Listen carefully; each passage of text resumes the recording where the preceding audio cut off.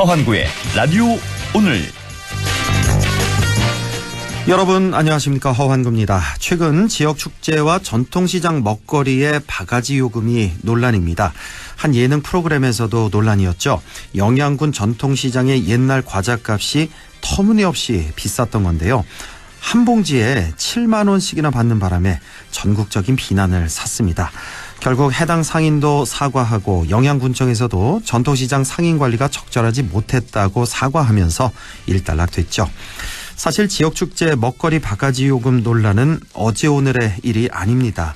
축제의 특성과 관계없이 어느 축제에 가든 비슷한 상인들이 와서 비슷한 음식을 파는 일이 반복되면서 음식의 품질이나 바가지 요금 논란이 끊이지 않았습니다. 이번 영양군 전통시장 옛날 과자 논란, 지역 축제장 바가지 요금이 사라지는 계기로 삼아야겠습니다. 6월 9일 금요일 라디오 오늘 광고 듣고 시작합니다. 뜨거운 여름 불경기를 한 번에 날려버릴 KG 모빌리티만의 특별한 혜택. 완전히 새로운 디자인 1,800만 원대로 시작하는 합리적 가격의 더 뉴 티볼리 출시. 거기에 토레스 티볼리 하루 1만 원대 신개념 리스형 할부까지. 6월 KG 모빌리티 전시장에서 상담받고 시원한 커피 쿠폰도 받으세요. 네, 라디오 오늘 금요일 순서 시작합니다. 일부 한 주간의 시사 이슈 진단해보는 최진봉의 시사 포커스 바로 만나보겠고요. 2부 이슈 오늘에서는 소천 권태호 음악관에서 해마다 동요제가 열리고 있는데요. 소천 권태호 음악관 이필근 관장을 연결해서 자세한 얘기 들어보겠습니다. 이어서 과거 정치사부터 현재 정치 현안까지 지역의 눈으로 바라보는 천용길의 정치 TMI 함께 하시겠습니다. 라디오 오늘 유튜브로도 다시 들으실 수 있습니다. 많은 애청 바랍니다.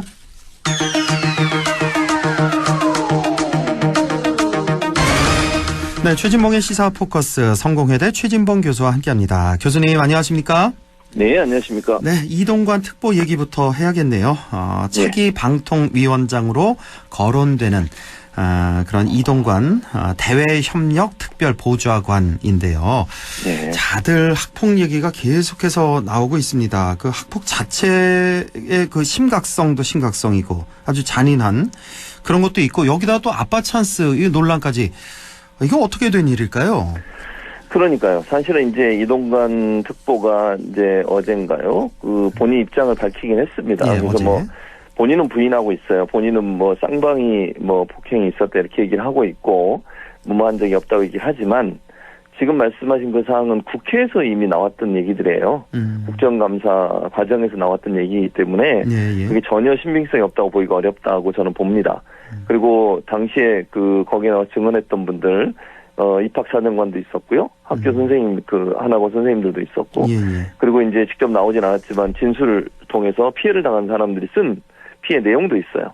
그 내용을 보면 물론 지금 아까도 말씀드린 이동관 특보는 지금 아니라고 부인하고 있으니까 그건 먼저 전제로 말씀을 드리고요. 그러나 당시에 보도됐던 내용들만 보면 정말 입에 담을 수 없는 예를 들면 뭐 책상에다가 얼굴을 뭐 수백 회 내린다든지 아니면 뭐 스파링 상대처럼 본인이 배우는 어떤 뭐 이런 것들을 실행하기 위해서 상대방을 때린다든지 아니면 두 학생을 놓고 서로 때리라고 해서 제대로 안 때리면 본인이 또 폭행을 가한다든지 뭐 이런 일이 있었다고 보도가 됐어요. 그래서 아까도 말씀드린 이동관 수석은 부인하고 있다는 걸 먼저 말씀을 드리고요. 그러나 그 당시에 이런 여러 가지 일들이 있었고 또 하나는 가장 큰 문제는 서울교육청이 자체 조사를 통해서 검찰에 고발을 한 사안이 있습니다. 그게 뭐냐면 학폭위를 열지 않았다는 거예요. 그러니까 이게 좀 핵심인 것 같아요. 학폭위가 그렇죠. 당연히 열렸어야 되는데 열리지 않고 전학 처분했다. 이거 아니겠습니까? 그런데 그렇죠. 이제 그래서 그렇게 이제 그걸 서울교육청이 조사를 오랫동안 해서 그 결과로 고발을 한 거 아닙니까? 당연히 해야 되는데 그 교감 선생님이 위원장이 돼서 해야 되는데 하지 않은 것에 대한 고발 조치를 한 건데 물론 검찰에서 이게 그냥 무혐의로 처분이 나왔어요. 그러니까 이동관 특보는 그걸 가지고 검찰이 무혐의 나왔다 이렇게 좀 주장을 하시는 건데 지금 또 다른 논란은 당시에 이제 수사했던 검사 중에 손준성 검사가 있다는 겁니다. 아, 손준성 검사 고발사주 관련된. 그래서 이제 또 윤석열 대통령과 이제 가까운 검사를 알려주고 있지 않습니까?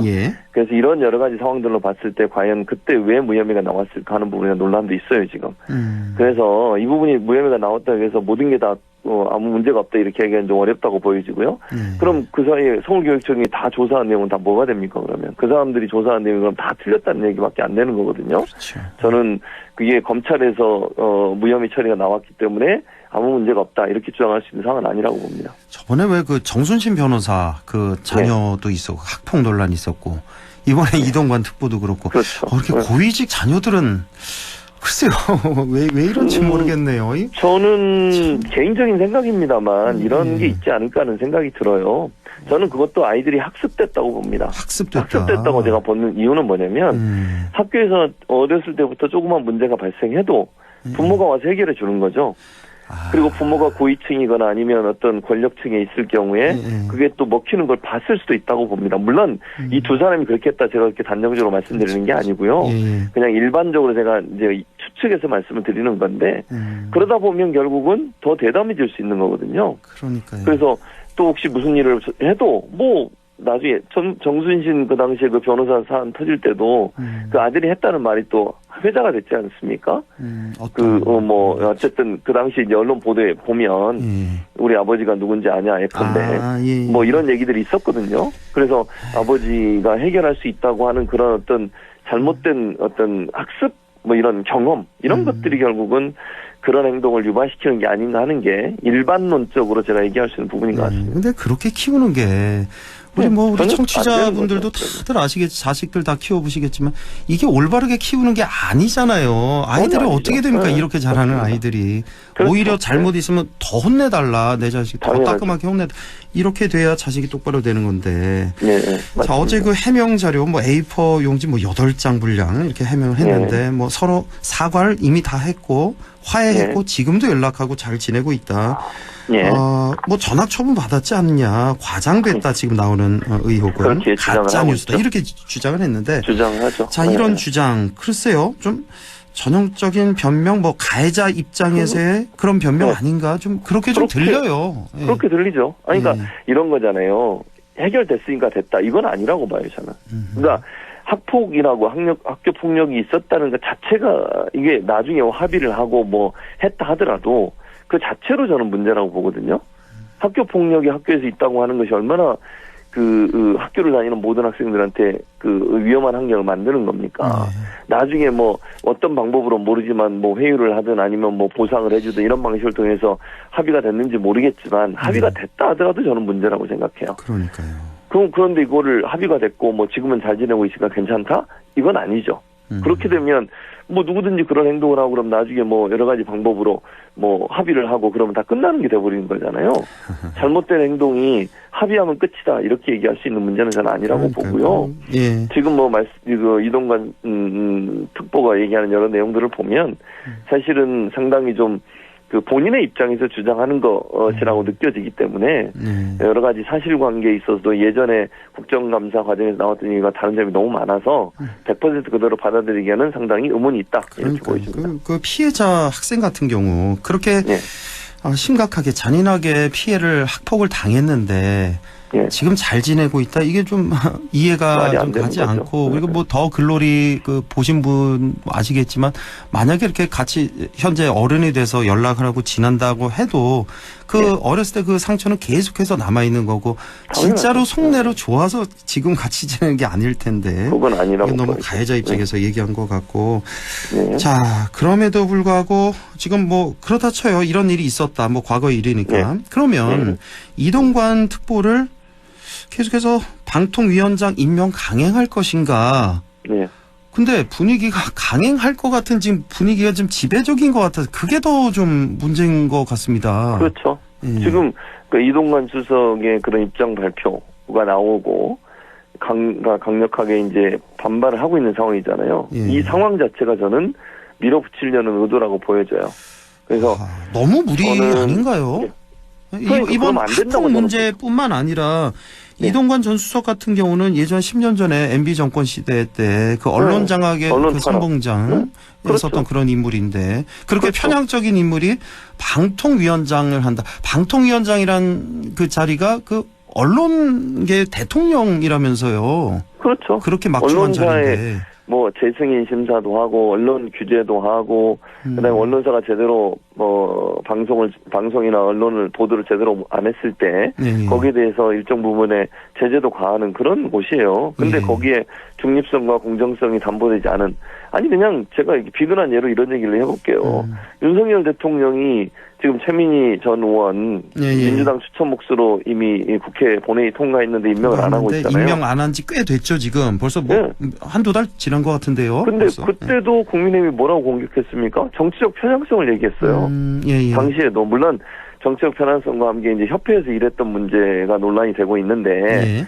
그때도 그걸로 계속 비판을 했지 않습니까? 그렇게 정치적으로 편향된 사람을 방통위원회에 임명하는 게 말이 되냐고. 하물며 야당 몫의 방통위원조차도 편향성이 있으면 안 된다 이렇게 주장을 그렇게 하는데 주장했었잖아요. 그 위에 방통위원장을 이렇게 네. 편향적인 인물로 앉히려고 한다. 그리고 저는 이게 법률적으로도 문제가 될 수 있다고 봐요. 왜요? 법률. 왜냐하면 예. 방통위 설치법에 보면요. 그 방송이나 통신 분야에 그러니까 근무한 지 3년이 지나지 않으면 결격 사유예요. 그리고 또 하나 결격 사유가 있어요. 그게 뭐냐면요. 인수위에 들어가서 활동한 사람이면 안 돼요. 아 그게 인수위. 있어요? 방통위법에 그 명확히 나와 있어요. 있습니까? 네, 있다니까요. 그러니까 저 이동관 당적을 특보 받고 있거나 인수위 활동하지 않았습니까? 인수위 활동을 했는데 예. 이제 뭐라고 주장을 제가 볼 때 아직 그런 주장을 안 했는데요. 예. 이런 논란이 생기면 본인은 아마 제가 알기로 명확한 명칭은 지금 기억이 안 나는데 예. 고문인가 또는 특보인가 이런 거랬어요. 예. 공식 위원이라는 타이틀은 없었어요. 근데 위원회에서 고문 역할을 했어요. 그럼 그건 위원회 활동으로 봐야 되는 거죠. 아하. 인수위원회 인수위원회 안에서 활동한 거 예. 그 자체가 정치적 중립성을 훼손한다고 해서 방통위 설치법에 인수위에서 대통령직 인수위에서 일하지 3년이 지나지 않으면 그건 예. 결격 사유예요. 그래요. 근데 이제 아마 제 생각은 제가 예측컨대 예. 이제 이런 비판을 하면 문제 제기를 하면 나는 뭐 위원은 정식 위원은 아니었다 이렇게 또 빠져나가려고 할 거라는 정식 거죠. 임명장 같은 건 안 받았나 보네요. 뭐 그러니까 위원이라는 게 인수위원 이렇게 돼 있잖아요. 예. 근데 인수위원 밑에 인수위에 일하는 사람 많아요. 그렇죠. 위원이라고 하는 건 딱 정해지고 몇 명 안 되거든요. 예. 근데 인수위 안에서 활동하는 사람들은 많거든요. 정부에서 파견 나와서 하는 사람들도 있고 예. 또 뭐 전문위원으로 들어가서 하는 사람들도 있고 근데 인수위원이라는 타이틀을 안 받았다고 얘기할 건데 예. 그거는 말이 안 돼요. 인수위 자체에 들어가서 활동한 건 맞다면 그걸로 저는 제척 사유가 된다고 봅니다. 이건 몰랐는데 또 하나가 추가가 되는군요. 결격 사유가. 방통위 설치법이 그렇게 돼 있어요. 그런데 지금 보면 분위기가 밀어붙일 것 같단 말이에요. 이렇게 되면은 글쎄요 모르겠습니다. 국민의힘 그 여론이 국민의힘 좀 등 돌리고 민주당이 좀 이렇게 되면 호재일 것 같은데요. 그렇게 될 이런 식으로 수밖에 되면. 없죠. 예. 네, 그럼요. 근데 제가 볼 때는 윤석열 대통령의 스타일을 지금 생각해 보세요. 지지율 1%라도 본인이 생각하는 게 옳다고 하면 한다는 거잖아요. 예. 지난번 정순신 변호사 사건도 똑같아요. 임명을 했었어요. 예. 그래서 더 악화되니까 더 글로리 프로그램 나오고 이러면서 악화되니까 결국 낙마를 했지만 이게 처음에 논란이 됐을 때는 밀어붙였어요. 몰랐다. 그러면서 크게 문제가 되지 않을 것처럼. 근데 일파만파 커지다 보니까 결국은 낙마를 시켰지만 지금도 보면요. 예를 들어볼까요? 김광동 진실화의 진화위라고 그러죠. 진실화위원회 위원장. 예. 잘 아시잖아요. 발언 5.18 관련된 예. 발언. 예. 근데도 지금 위원장 하고 계세요. 그분. 그러니까 지금 윤석열 정부의 이 스타일, 인사 스타일 자체가 저는 문제라고 봐요. 국민들의 눈에 맞지 않고 눈높이에 맞지 않는 사람들이 주요 직책을 맡고 논란이 돼도 그냥 뭉개고 가는 이런 스타일. 이게 과연 국민들이 받아들일 수 있는 걸까요? 저는 좀 아니라고 생각합니다. 그러니까 이게 지금 뭐 누구 편을 드는 게 아니라 불과 뭐 며칠 전에 그 이래경 그 혁신위원장 민주당 그랬었죠. 여기도 이제 임명하려고 했는데 뭐 갖가지 의혹이 불거지면서 과거 발언 이런 게 하면서 문제가 되지 않았습니까? 그래서 바로 낙마가 됐잖아요. 9시간 만에 발표한 지. 맞습니다. 그러니까 이렇게 뭐 실수할 수는 있어요. 모르고 임명하고 뭐 할 수는 있는데 그걸 바로 이제 뭐 사과하고 돌이키고 다른 사람 임명하고 이게 순리일 것 같은데 끝까지 이렇게 밀어붙이는 모습이 글쎄요, 처음에 이제 그 정호영 그 내정자였나요? 그 보건복지부 네, 장관 보건복지부 그때부터 장관 시작해서 내정자. 그때도 네. 꽤 오랫동안 밀어붙였잖아요. 그래서 이거 또 하나의 큰 이제 문제가 될 것 같고 만약에라도 밀어붙인다 또 청문회 열려야 될 거 아니에요. 방통위원장은 방통위원장은 청문회장. 굉장히 시끄러워질 것 같습니다. 이렇게 그럼요. 되면 그럴 수밖에 없죠. 결코 여당, 정부, 여당에 도움이 되지 않을 것 같은데요. 예, 이거 좀 지켜보도록 하고. 자, 수신료 얘기를 좀 해야겠습니다. 그 김희철 KBS 현 사장이 네. 수신료 분리징수 이 권고안 이거를 철회하면 나는 사장직에서 내려오겠다. 이렇게 기자회견을 했어요. 네. 그러자 대통령실은 이 수신료 문제와 사장 사퇴 문제는 별개 문제다. 이렇게 하고 있는데 네. 자, 이거 어떻게 보셨습니까? 저는 근데 김희철 사장이 그런 제안을 하는 것 자체가 저는 그 좋은 어떤 제안이라고 생각하지 않습니다. 왜냐면요. 대통령실은 당연히 지금 말씀하신 그대로 반응이 나올 수밖에 없어요. 그걸 만약에 자, 내가 물러나면 그러니까 수신료 징수 분리징수 처리하면 내가 물러나겠다. 이 말은 정치적으로 지금 내가 탄압하고 있다. 이걸 인정하는 꼴이에요. 그렇죠. 받는 순간. 그런 거 아닙니까? 그러니까 대통령실에서는 그걸 받을 수가 없어요. 기본적으로 뭐 속마음이 어쨌든. 그렇죠. 그걸 받으면 사장 내리기 위해서 수신료 문제 그렇죠. 들고 나왔다 이게 되니까 입증이 되는 그러니까요. 거니까. 제 말이. 그러니 그 제안 자체가 대통령실에서 받을 수 있는 제안이 아니에요. 그거는. 그러니까 김희철 사장이 뭔가 잘못 얘기를 한 거예요. 저는 그렇게 생각해요. 그래요? 왜냐면 그걸 그렇게 뭐 속마음 그러니까 예를 들어서 윤석열 대통령이나 대통령실에서는 정말 김희철 사장을 바꾸고 싶은 마음이 있더라도 그걸 받는 순간 인정하는 꼴이 되는 거예요. 그게 정치적 탄압을. 그러니까 그렇게 인정할 수 없다는 거죠. 그러면 김희철 사장이 그럼 어떤 식으로 했어야 나았을까요? 그러니까 예를 들어 나는 사퇴하겠다. 그러니 수신료 문제는 다시 한번 재고해 주시기를 부탁한다. 뭐 이 정도로 했어야 됐나요? 뭐 그것도 하나의 선택 방법이고요. 예를 들면. 그러나 또 다른 선택법은 저는 국민을 설득했어야 한다고 생각해요. 국민을 설득했어요. 그러니까 물론 대통령실이 권한을 갖고 있고 거기서 결정하는 거니까 그게 그쪽을 먼저 설득하는 게 맞겠다고 생각해서 판단해서 했을 수 있지만 저는 여론이 중요하다고 생각해요. 지금 상황에서는. 그러니까 본인이 이런 그 정부의 이런 태도 변화가 뭐가 조목조목 왜 정치 탄압이고 왜 이런 행동을 지금 갑자기 하게 됐고 그다음에 정부가 추진하는 게 뭐가 잘못됐고 하는 부분들을 논리 정연하게 정리해서 거기에 대한 반박 자료를 내는 게 더 저는 맞았다고 생각해요. 그러니까 국민들이 판단할 수 있게 해줘야 되잖아요. 근데 지금 보면 KBS 태도를 보면요. 제가 볼 때는 좀 뭐 KBS가 어떻게 생각할지 모르지만 설득하는 내용이 좀 약해요. 아니 도리어 대통령실의 설득이 더 설득력 있게 들린다니까요. 아니 왜 우리가 그걸 강제로 내야 돼? 선택해서 낼 수 있게 하지? 이런 거잖아요. 결국은. 그러니까 왜 그게 그렇게 해야 되는지 하는 부분을 설득을 해내야 돼요, 국민들을. 그렇군요. 근데 그런 부분들이 잘 안 되고 이거 딜하듯이 내가 물러날 테니까 그거 철회해달라 이렇게 얘기해버리면 그거는 저는 받을 수 없는 제안이다 이렇게 보이지는 거죠. 어쨌든 그 김희철 사장, KBS 사장 같은 경우 그 마음은 이해는 갑니다. 그러니까 내가 직을 내던져서라도 이 문제만큼 지키고자 했던 그 마음은 이해가 가는데 적절하지 않은 방향이었다 이런 말씀이시고 자 이게 수신료 사실 이 뭐 방송 들으시는 분들도 마찬가지지만 매달 2,500원 반강제적으로 걷어가는 거 이거 좋아할 사람 없잖아요. 이거 반세금식으로 내니까. 그러니까 이런 강제 징수 방식 문제가 있다. 이렇게 주장하는 측면이 있는 반면에 또 한쪽 면 반대 측에서는 이 수신료를 만약에 분리징수한다 이렇게 되면 공영방송의 정체성 자체를 위태롭게 한다. 공익성이 떨어진다. 사라지게 된다. 이런 의견도 있단 말이에요. 이게 어느 쪽 의견이 맞는 겁니까? 사실은 이제 그 부분은 이론적으로 보면 두 번째 의견이 맞아요. 그러니까 왜 제가 설명을 짧게 해드리면 공영방송은요 시청률이 안 나오더라도 국민에게 필요한 방송 프로그램을 만드는 걸 역할을 하는 겁니다. 뭐 장애인 방송, 그렇죠. 그런 뭐 환경 다큐 뭐 이런 등등해서. 예, 맞습니다. 그런 건 시청률이 안 나와요. 안 나오죠. 그러니까 재미라는 요소는 시청률 경쟁을 통해서 더 위에 서고. 경제적 이익을 얻기 위해서 시청률을 계속 높이려고 노력을 하다 보면 자극적인 내용이 나갈 수밖에 없고요. 오락적 요소들이 가미될 수밖에 없어요. 그런데 만약에 모든 방송이 상업방송이고 공영방송이 없으면 그런 경쟁이 더 치열해지게 되는 거죠. 그러면 프로그램의 질이 어떻게 되겠습니까? 물론 제가 질이라고 표현하는 것은 그 퀄리티가 많은 사람이 보는 걸 좋은 프로그램을 보는 게 아니고요. 우리에게 정말 필요한 정보를 전달해야 되는 소스가 반드시 필요하다는 거죠. 우리에게는. 예. 대부분의 상업방송이잖아요. 예를 들면 네. 종편이라든지 아니면 SBS, 그다음에 케이블. MBC는 물론 이제 공영성이 있지만 그래도 이제 광고로 운영되는 방송사니까 시청률에 영향을 받을 수밖에 없는 구조고요. 네. 이런 상황에서 그런 경쟁에 매몰되다 보면 공영성이 높은 프로그램은 사라지게 되는 위험성이 있기 때문에 그렇습니다. 이론적으로는 공영방송이 그 역할을 해야 된다고 봐요, 저는. 그래서 일정한 수신료를 징수해서 그걸 통해서 방송을 만들게 되면 광고주로부터 자유로워지고 그다음에 정치 권력으로부터 자유로울 수 있다라고 하는 게 이론적 틀입니다. 예. 근데 문제는 KBS의 전력을 보자는 거죠. 과연 KBS가 어떤 상황에서도 공정성과 객관성과 정치적 외압으로부터 독립성을 지켜왔느냐 문제예요.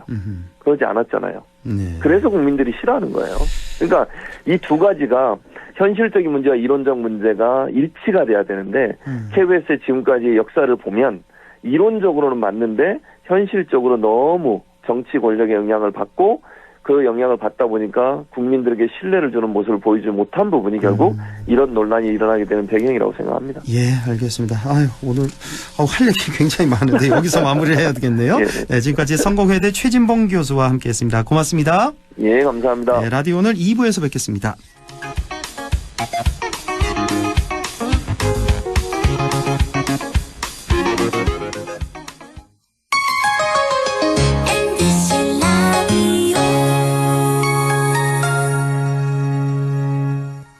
가구 살 땐 꼭 한번 가보자. 안동 명품 가구 백화점. 흑표 흑침대, 양성국 갤러리, 금성침대, 한국 가죽 소파, 장수돌 침대. 다양한 브랜드 가구를 한 곳에서 쇼핑할 수 있는 대형 가구 전시장. 안동 명품 가구 백화점. 네 얼굴 와 글로? 야근한다고 티다. 네 월급은 와 글로? 최저임금은 안 오르지. 물가는 오르지. 나 진짜 박스 죽겠다. 물가는 내리고 최저임금은 올리고 민주노총 경북지역본부가 앞장서겠습니다. 1577-2260. 안동과학대학교에서는 6월 12일까지 지역산업 연계 바이오 백신 인력 양성 과정 교육생을 모집합니다. 신청 자격은 만 18세부터 만 39세 이하의 경력 단절 또는 미취업자로 안동시에 거주 중이거나 안동시 교육기관 졸업생 또는 졸업 예정자라면 누구나 지원 가능하며 교육비는 전액 무료입니다. 교육생들에게는 월 100만 원의 교육지원금을 지원합니다. 자세한 사항은 안동과학대학교 홈페이지를 참조하시거나 전화 054-851-3539번으로 문의 바랍니다. 여러분의 많은 지원 바랍니다. 나에게 딱 맞는 대학. 나에게 꼭 맞춘 대학. 나만의 경쟁력을 원한다면 안동과학대학교로 오라. 시대에 딱 취업중심 실전학과. 학생의 꼭 현장중심 실무교육. 취업에 맞춤 내 꿈에 맞춤. 나의 드림핏 안동과학대학교. 고마워요. 우린 친구예요. 함께 노력하는 MBC와 함께 100.1 MBC 라디오. 네, 6시 28분 36초 지나고 있네요. 라디오 오늘 2부 이시온을 시작합니다.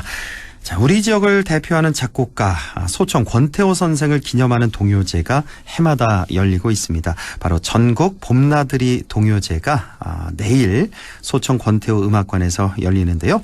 자, 소청 권태호 음악관 이필근 관장을 연결해서 자세한 얘기 들어보겠습니다. 이필근 관장님 안녕하십니까? 예, 안녕하세요. 음악관의 관장 이필근입니다. 예, 수고 많으십니다. 자, 우선 봄나들이 동요제 매년 소청 권태호 음악관에서 열리고 있는데요.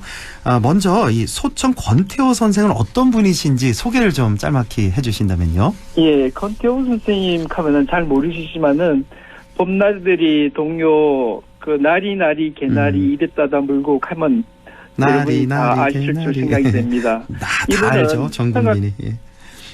성악가이시고 작곡가이시고 네.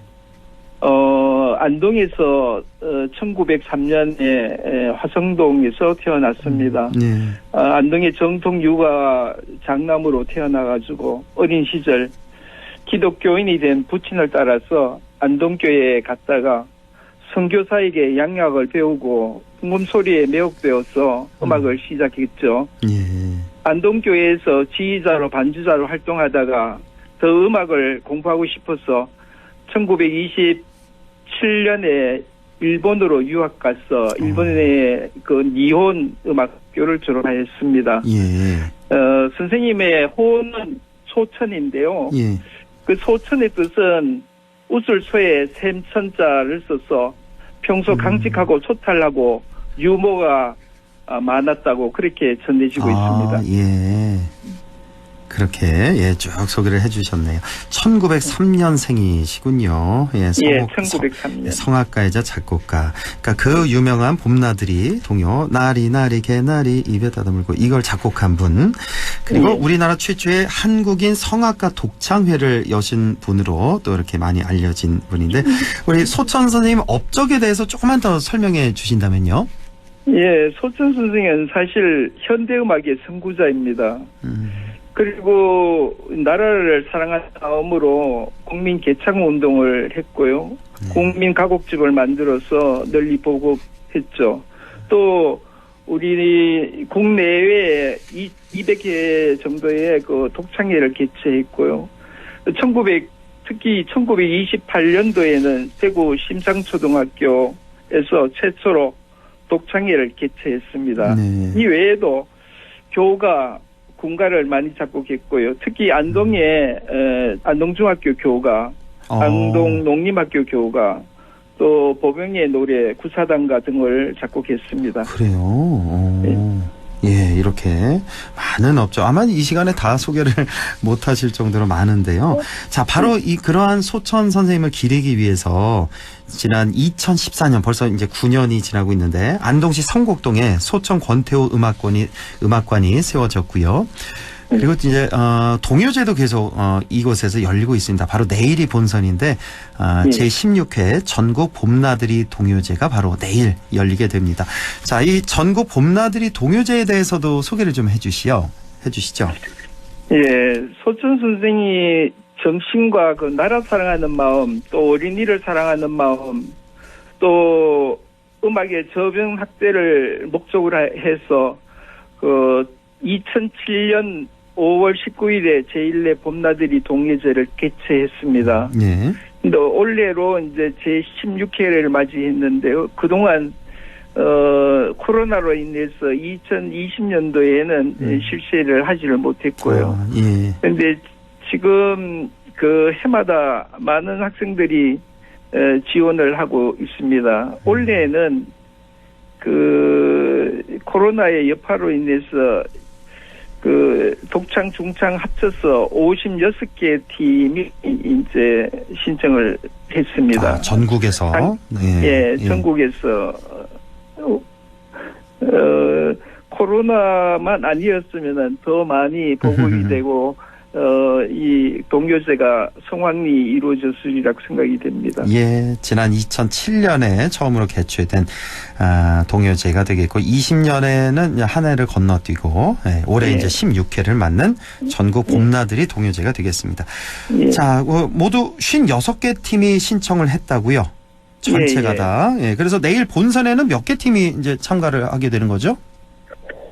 내일 이 본선이 이제 56개 팀이 참석하는데요. 지금, 내일 오전 9시까지는 그래도 잊어버리고 지원을 망설였던 분들도 지원을 할 수 있다고 이야기를 합니다. 아직 열려 있군요. 그 기회가.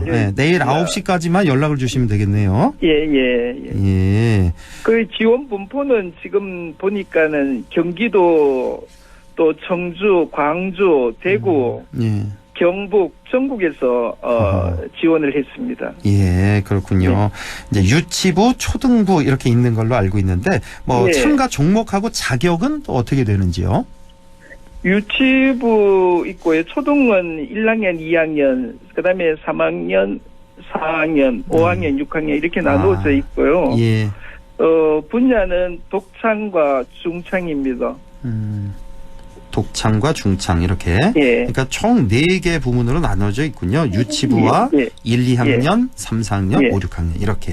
예. 예. 아까도 말씀하셨지만 전국 각지에서 다들 이렇게 참가를 했다는 말씀이시고 내일 열리는 동요제 뭐 일반 시민도 가서 관람할 수가 있겠죠? 예.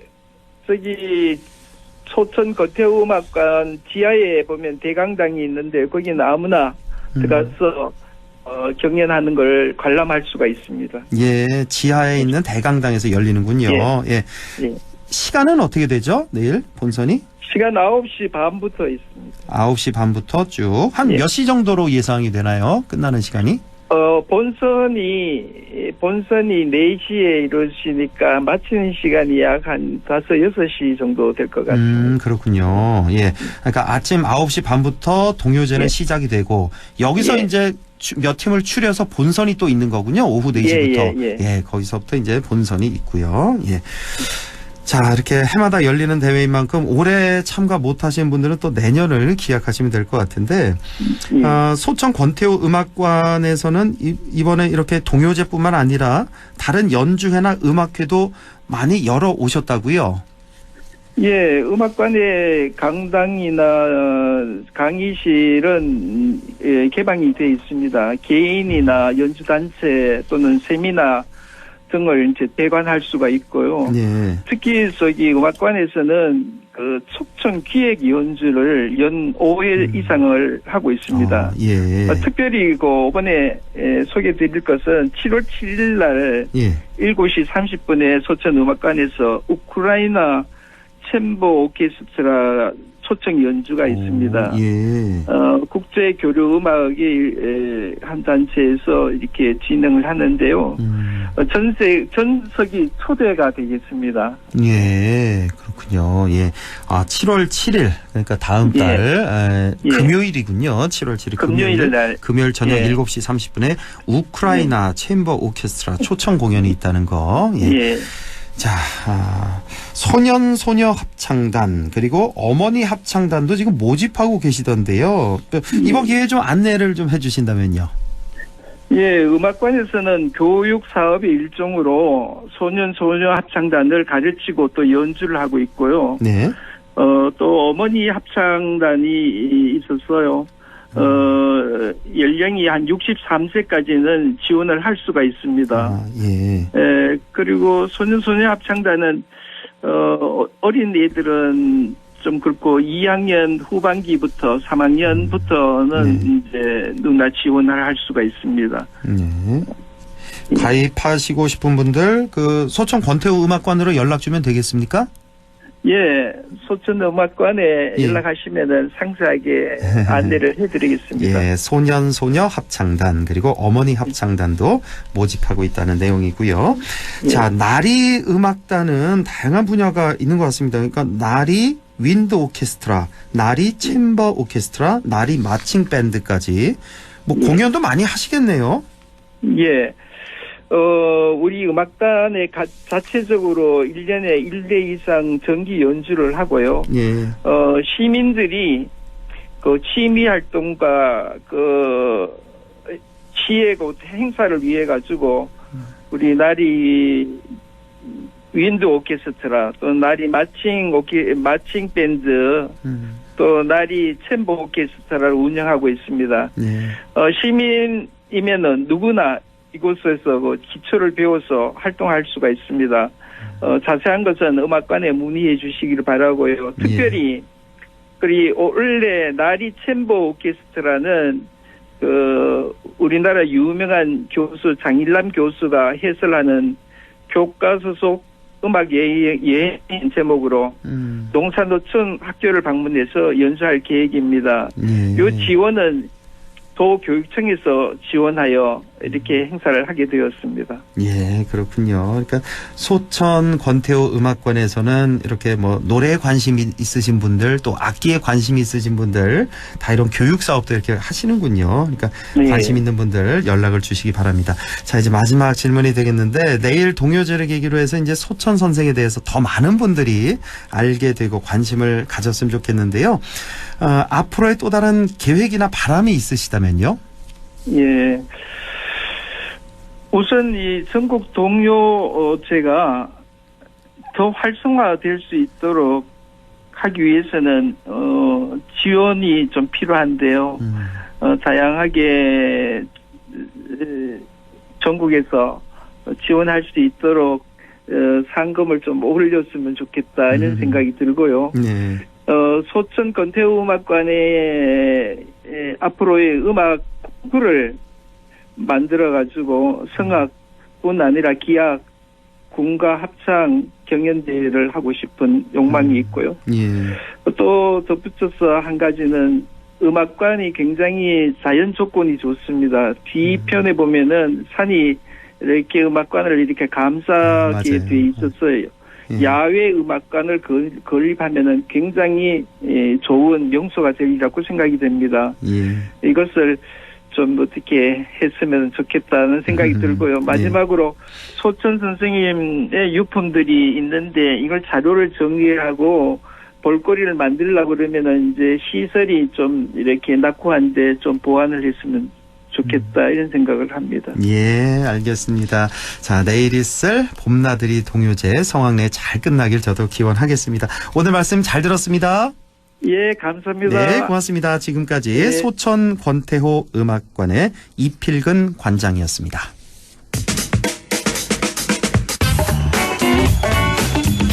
네, 천용길의 정치 TMI 바로 이어가겠습니다. 오늘도 뉴스민 천용길 편집장과 함께합니다. 안녕하십니까? 네, 안녕하십니까? 예, 오늘 정치 TMI 주제는요? 네, 요즘 안동에서 또 뜨거운 관심사인데요. 안동시와 안동대학교가 의과대학 설립을 추진하고 있습니다. 네. 현재 진행 상황은 어떤지, 실제 어떤 단계를 거쳐야 하는지, 여기에 숨어있는 정치적 난관은 무엇인지 오늘 한번 살펴보겠습니다. 네, 진행 상황 어떤지, 어떤 단계를 거쳐야 할지, 또 앞으로의 난관. 자, 안동대학교와 안동시, 그동안 뭐 적극적인 유치전에 나선 게 꽤 오래됐다는 그런 기억이 좀 있는데, 네. 지금 진행 상황은 어떻습니까? 네, 안동대학교가 의과대학 설립 추진에 나선 것은 2014년이니까 벌써 10년 전부터였습니다. 10년 되가는군요. 예. 네. 이 10년째인데 2020년이었습니다. 이 공공의대 설치 방안 논의가 이 문재인 정부 하에서 시작되면서 안동대학교와 안동시가 다시 본격적으로 유치전에 나서게 된 건데요. 우리 북부 지역의 의료 환경이 좋지 않은 것은 이미 좀 널리 알려져 있지 않습니까? 네. 네, 더 말할 필요가 없을 정도인데, 지난 2월에 이 국립의과대학 설립 공동협력 선언식을 안동대학교, 안동시, 안동시 의회가 함께 열었습니다. 이후에 뭐 토론회도 개최하고요. 지난 4월 17일에는 안동시 의회가 의대 설립 촉구 건의서를 만장일치로 채택하고 대통령실, 국회, 보건복지부, 경상북도와 경상북도 의회까지 전달을 하기도 했습니다. 네.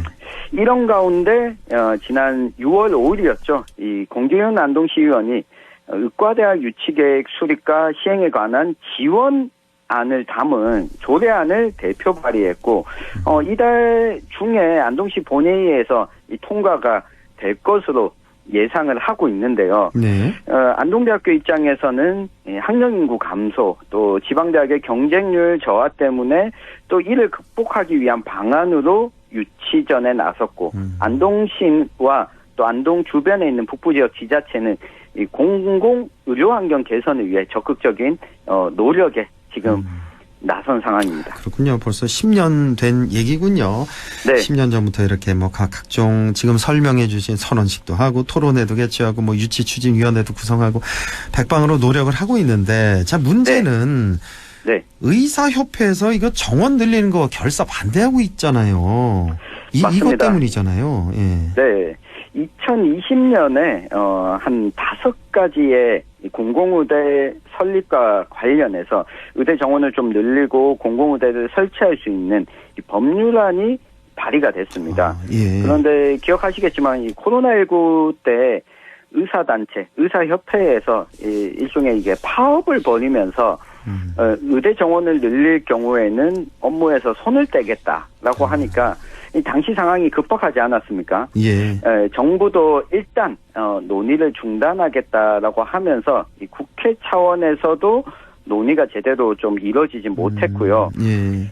지난해에도 국회에서 여러 번 토론회와 이 의대 정원을 늘리는 방안, 공공의대를 설립하는 방안이 논의가 됐지만 지금의 야당 중심으로 공공의대 설립 필요성 이야기가 언급됐지만 이게 무엇보다도 정권 교체가 또 이루어지다 보니까 사실상 공공의대를 설립하는 것은 좀 어렵게 되지 않았냐 이런 이야기가 현재는 나오고 있습니다. 그렇군요. 자, 그런데 얼마 전이죠. 윤석열 정부에서 의대 정원을 늘리겠다라는 얘기가 나왔어요. 25년 입시부터 반영하겠다? 그랬던 것 같은데요.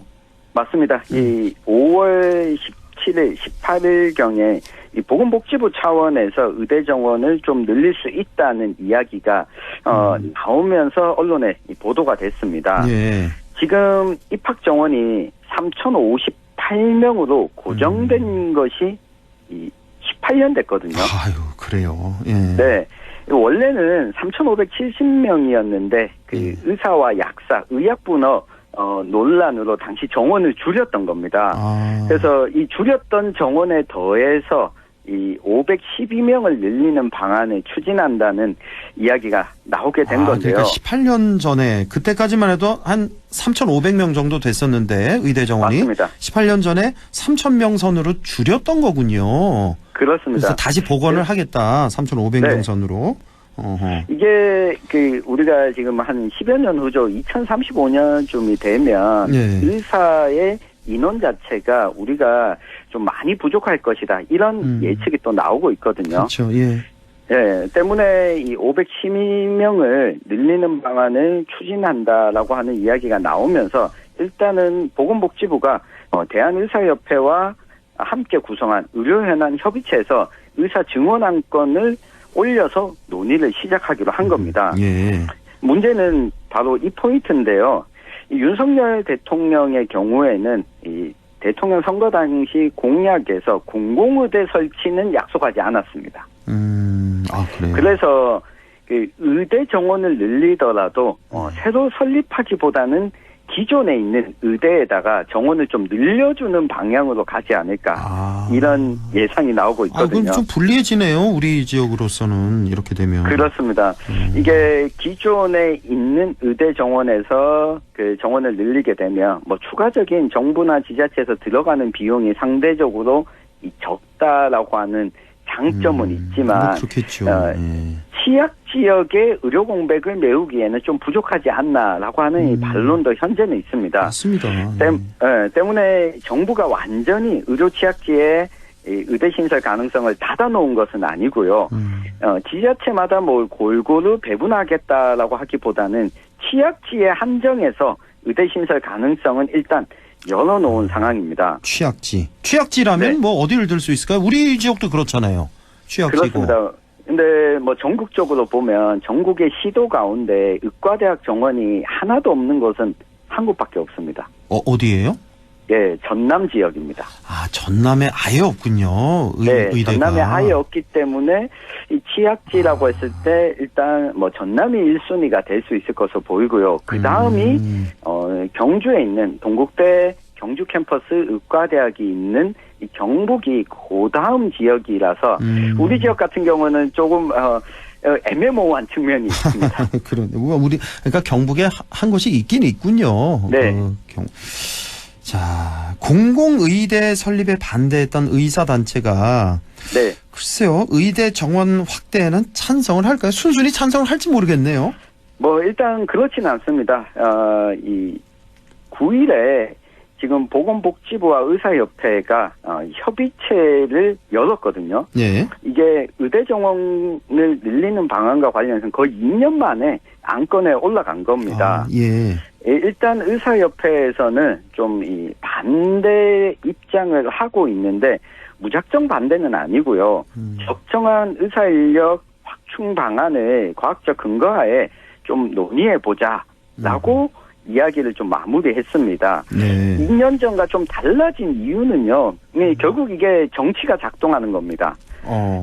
제가 뭐 국회에 돌아가는 상황들이나 이야기를 좀 취재를 해보니까요. 예. 당시 얼마 전이었죠. 이 간호법에 대해서 윤석열 대통령이 거부권을 행사하면서 의사협회와 기존 의대정원 확대에 대해서는 일종의 좀 협의가 있었던 것 같다. 이런 이야기가 이 정치권에서는 많이 흘러나오고 있습니다. 이런 얘기가 있어요. 그때 왜 네. 간호법 거부권 행사할 때 의사들 손을 들어줬잖아요, 정부에서. 네. 근데 뒤에는 그러니까 이걸 이걸 이제 주는 대신에 네. 의대 정원 늘리자.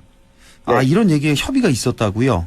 그렇습니다. 이게 뭐 정치권에서 흘러나오는 이야기인데요. 예. 이게 좀 당시 2년 전과 좀 달라진 상황이라면 일단 문재인 정부 하에서는 공공의대 설립을 좀 추진했던 반면에 예. 신설의과대학을 늘리는 쪽이었죠. 네. 근데 지금 기존 의과대학 정원을 늘리는 방식이라면 아마 또 타협이 가능하기 때문에 어제 열렸던 회의에서도 그렇고 의사협회가 무작정 절대 반대 입장은 아닌 이유가 아마 이 정치권에서 이런 논의가 있지 않았을까 이렇게 예상이 되고 있습니다. 그렇군요. 그러니까 뭐 기존 의과대학 정원을 늘리는 방식이라면 네. 이대로 간다면 안동대 의대 신설과는 거리가 좀 있어 보이는데요.